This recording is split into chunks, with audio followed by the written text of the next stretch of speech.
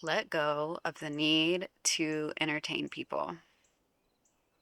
You're actually not here to entertain people if you're here to share your soul's message and live in your life's purpose work.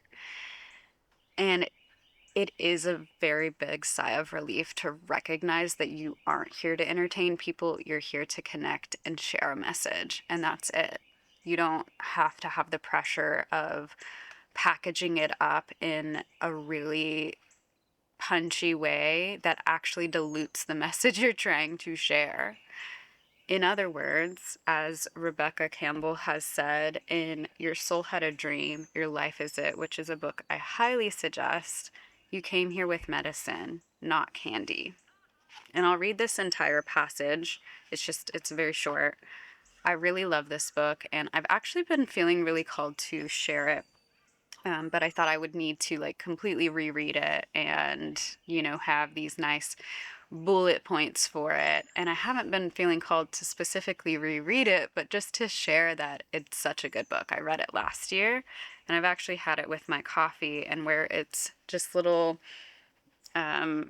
messages like this, you can just kind of open it up and read one for coffee or whatever. I actually listened to it because it was read by the author, which I just really love the author. But this passage has stuck with me since last year. I actually haven't reread it specifically until right now, but I think it really just confirmed why I really love long form, why I don't feel like the pressure to go short form route, or like I just need to focus on one thing. And it's almost opening up a permission slip to you as well. If you feel like you're just wanting to focus on one thing, and it might be a long form piece of content like posting daily, that's okay. Like, you can go all in on that. You came here with medicine and not candy. Right now, external forces are calling artists and mystics to produce, not create. But you came here with medicine, don't you remember? In times like these, it's never been more important to truly create. No artificial thing can compare to the intimacy of the human spirit. Connection is felt in the imperfections of our humanness, in our ability to express that which is felt in the hearts of humanity, but has not been expressed. And so, artists, songwriters, poets, and potters, please don't stop dreaming. Reach high and deep for the seeds and stars that your soul came here with. Don't let the external noise and rapid speed distract you. Trust what's stirring deep in your soul. Don't just add to the noise, choose one note if you have to. That's what will open and harmonize the most hearts. Sing it, sing it, sing it. Honor the potency of what you came here to share. Don't rip it into bite-sized pieces just because you're told that's what the world wants to consume right now, now, now, now. You came here with medicine, not candy. The moment you take direction from the external is the moment you stop dreaming. Medicine isn't something that should be consumed lightly, and you came here with medicine, don't you remember? This type of consumption leaves the soul wanting more, which causes more consumption and separation. You came here with medicine. Share it in its potency. Anything less would be a waste. Soul inquiry. How are you being called to honor the medicine you came here with more potently? I read that last year, and I mean, it's always confirmed that I love YouTube so much. And yeah, it's okay to just pick one thing and stay in that lane and keep doing it and keep figuring out how you share most potently in that lane, and all the energetics that go around protecting that potency and like the energy that it takes to show up on that platform, whether it's YouTube, writing. I mean, even if it is a more short form platform, I think there's really beautiful ways and great people that can share in those ways, like just have a really good gift for short form. That's just never appealed to me in how I share. Like, I obviously would love to be a person that could share that way, maybe someday, but my heart has always been on YouTube and on conversations. And I think there's this energy around initially feeling like you have to entertain, you have to keep someone watching. And it actually made me really reflect on this because I just watched and am reading Project Hail Mary. And I started Project Hail Mary with the full intention to finish the book before I watched the movie. But then I learned that the movie wasn't going to be playing after, I think, yesterday. And I really did want to have that theater experience with it. So I decided to be spoiled and just go watch it, still with the full intentions of finishing the book, which I'm still doing. But what I realized is, you know, there are readers and there are movie watchers. There's a lot of crossover, sure, but the movie is for entertainment and the book is for details. There's still so many missed details of the movie in the book. Like, I still want to read it, and I have read it since I've watched the movie some, and even noted like, oh, that wasn't in the movie. I love this scene, and or this piece of information or this detail that was just overlooked in the movie or different, because sometimes movie adaptations are obviously a little different than the books and all that. But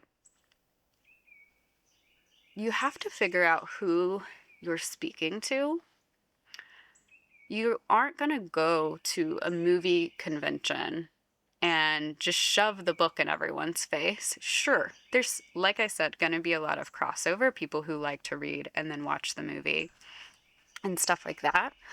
But there's also not going to be a crossover. There's also going to be people who just want to read and people who just want to watch and just don't care about the details because they want to be entertained. They don't care about the intimate moments. They don't care about the slowness. They don't care about, the real conversation that you want to have in your content or in your messages. They just want to be entertained. And so you're just not for them. It doesn't mean you're doing anything wrong. You're just speaking to the wrong audience. And you went to the movie convention with a book. You need to go to the book convention with a book. There's going to be so many more people that are like, oh, yes, I really want to read this. I really want to read this. Like the book I'm writing, I actually just recently repicked it up. Read that. This morning, which is really exciting because I've had it set to the side a little bit while I've been working on other things. And last year, it kind of happened around the same time where I kind of set it down in April because I just got busy with a lot of other things, gardening. I don't remember what I was doing, but I could feel that story kind of leave me. And then it came back in November, and I wrote from November to March, like I think it was at maybe 14K words, and now it's at 70K just in that short amount of time. So I didn't want my book to leave me. But I sat down to reread it today, and it's actually really interesting because I've been doing these daily YouTubes, and actually so much time and space has opened up that I really wasn't expecting. There is an element that, like, this is still not taking a lot from me in terms of time, but energetically I'm still learning, like, okay, I can do this, I can't do that. It's hard to do it. If I have this many plans, it's easier if I set these boundaries, etc. Like that kind of thing I'm still learning, but it's actually not that hard to show up, film. I don't edit a ton. And post. Like, it actually frees up the day so much. Back whenever I did a little bit more vlogging, I feel like there was just always more I thought I could be doing, but whenever I do these, I close it and I'm done for the day, and I can just do whatever I want for the rest of the day, which is the life that I want to build and what I'm doing to build it. Like, they're kind of going hand in hand, and it's been really fun. But I'm noticing now that my book writing time is also opening up, which is really exciting. And I say all that to say that, like, I'm obviously writing the book. I picture it as a movie as well. It would be so cool to make it into a movie. I mean, that's the dream. I want my book to be a movie. Energy. I don't care when it happens, but I feel like it's going to. It's also a sci-fi, so I think that's why Project Hail Mary just like really lit me up in a good way with writing again.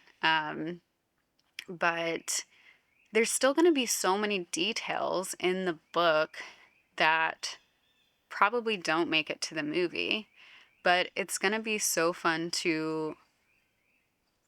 I mean, it is already so fun to write the book. It's going to be so fun to figure out the little things that are necessary for entertainment and the things that are just necessary for the person that wants the story. And I think whenever you want to create and show up online and create community and get in connection with people and find your people online and speak directly to them, you have to stop treating it like a movie. You have to, like, I can't write the movie first. I mean, some people, that's all they do is write movies, which is really cool. But me personally, I couldn't write the movie and then work my way backwards and do the book.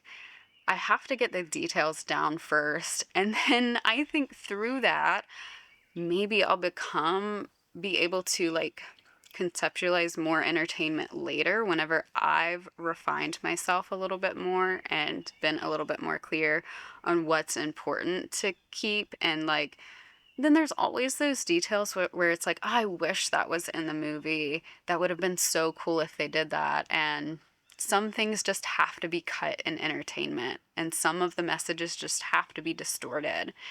But whenever you release the need to entertain people online, I feel like you really open up the ability to just come and share the minute details that you've been ready and willing to share. And maybe just that have kind of been paused or blocked for you because you're really focused on entertainment and keeping people on and keeping, like, there's so much of that online. Like, this is how you keep people watching. This is how you have your hook. And all those things I'm sure are really important long term. I don't know.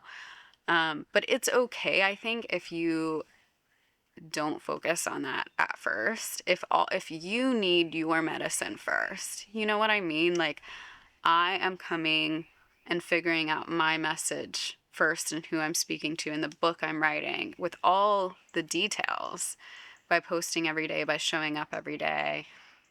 And it's more exhausting for me to try to think entertainment wise and try to think of all the SEO and like all the things that people are yelling at you on the internet whenever you're looking up like all this stuff that you should be focused on. It's just actually a distraction from the creation itself.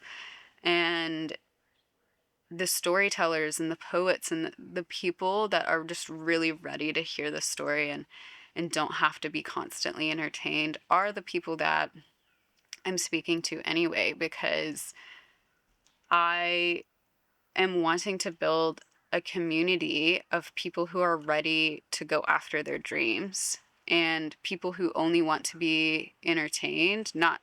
It's not that they don't go after their dreams, but that's just not who I'm speaking to. I'm not speaking to someone who wants to be entertained. I'm speaking to someone who wants to leave a conversation and feel really inspired and activated to go do something really fun in their life and work towards their passion.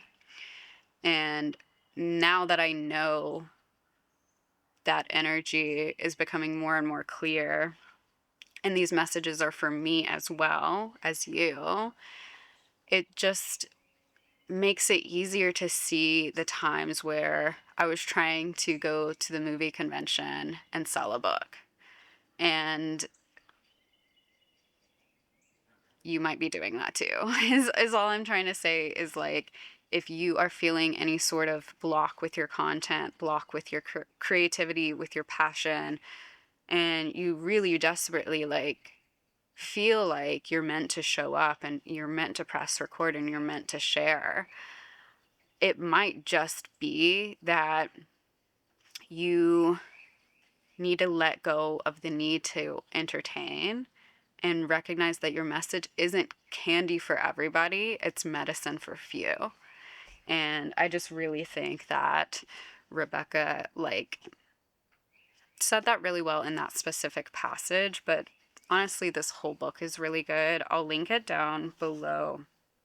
I actually think I had like a book rec thing. I'll put that back up of all of my book recommendations, fiction, nonfiction, spiritual, creative, stuff like that, that I've read in the past few years. But I'd love to talk about them more because they're just always on my heart. Even just reading that makes me want to actually reread this whole thing.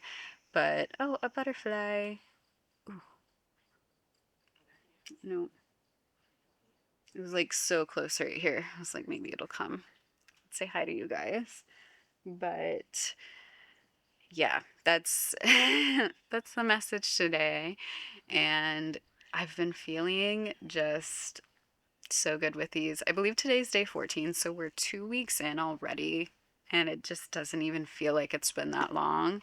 And I feel like there's more and more ideas coming into my field with this and what I want to do. And it's just amazing how much infinite creative source there actually is in this life.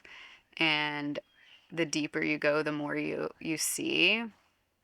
And yeah, I'm just really excited and excited to be here and excited you're here. And if you are enjoying these or you want to be a part of this daily journey, my goal right now is 30 days, but it could be more because I'm just having so much fun and I can't believe we're already like nearly halfway through. Like this all kind of started accidentally. So, yeah, I'm just feeling a really big fire underneath this and just how much fun it is. And like I said, it actually is just opening up so much space for me because yeah, I just record, edit, and post, and then I get to experience the rest of my day, and I'm not just constantly thinking about it because I have the self-trust that I'll just have my next idea tomorrow. And that's what my whole like kitchen sink series is about, which is about to end. And whenever the live group ends, I am going to be putting it up available for those that just want to go at like a self-paced sort of thing. They're basically audio activations that you're meant to do while you're doing dishes. That's why it's called the kitchen sink series, in an effort to build your self-trust while you're listening to activations about self-trust, because whenever the self-trust is there, you can actually show up every day and recognize this source that's endless for everybody. But I'll let you know, it probably won't be available until next week. But if you've been curious about it, you'll have access to all of the audios. There just won't be like a live chat, obviously, because the group will be closed. But so be on the lookout for that if that's something that you are interested in next week. And yeah, let go of the need to entertain and remember that the messages you came here with are medicine for someone, and speak to that person and don't try to speak to everyone. And also speak to yourself. Like these messages are, your truth is for you just as much as it is for the person you're trying to talk to as well. And I can't help but continue to realize that every day I listen back to these and realize how much I needed not only to show up for myself in the act of doing these, but to hear the things that I have to say as well. So it's just a really powerful practice, and I'm just so glad I've started. And yeah, I will talk to you all tomorrow. Bye, guys. Also, say hi to Bella. She's almost always here. She's just sitting behind me all the time, so she doesn't make her appearance. But it's her birthday month. I don't remember when her birthday is, but I think it was around this week. So she is 13 this month, which is crazy. And she needs a haircut. I can't see her face. But okay. Bye, guys.